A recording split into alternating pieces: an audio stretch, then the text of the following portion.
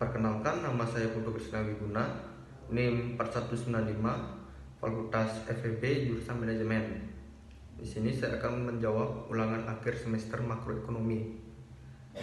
Nomor 1, bagaimana dampak dari kebijakan pemerintah Indonesia tentang stop ekspor minyak sawit terhadap keadaan perdagangan luar negeri negara Indonesia?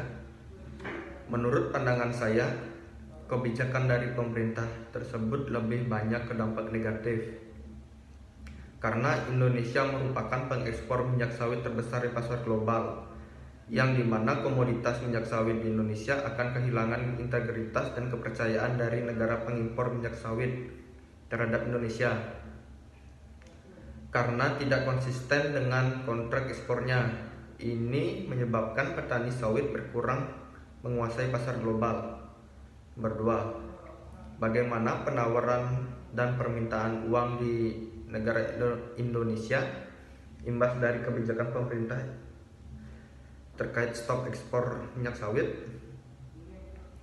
Jelas di sini kebijakan larangan ekspor akan mengurangi cadangan devisa, yang dimana hal tersebut mempengaruhi nilai rupiah. Menurut riset, nilai ekspor CPO mencapai 3 miliar US dollar per bulan, yang dimana jika dilakukan 1 bulan penuh, Indonesia akan kehilangan 43 triliun rupiah. Hal ini akan mempengaruhi stabilitas rupiah, juga devisa ekspornya terganggu karena tidak adanya transaksi mata uang rupiah.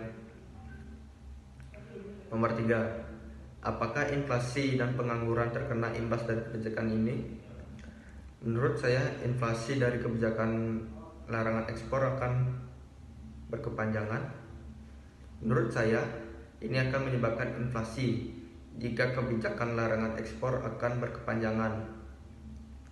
Harga minyak akan tetap mahal karena mengikuti tren harga global saat ini yang tengah melonjak.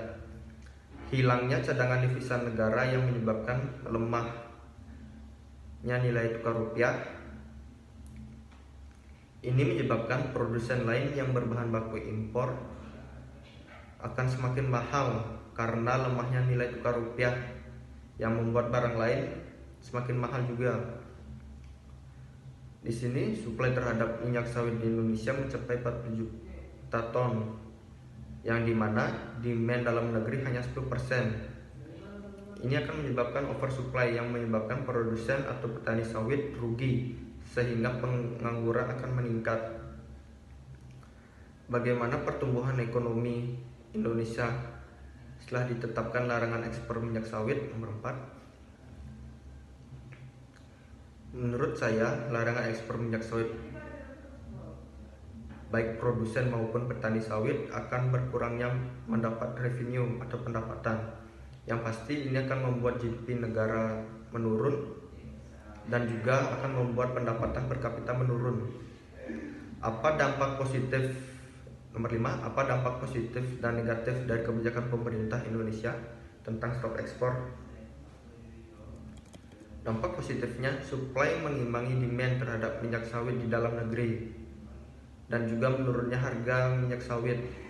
Dampak negatif, menyebabkan inflasi, pengangguran, dan pertumbuhan ekonomi negara. Sekian jawaban dari saya, terima kasih.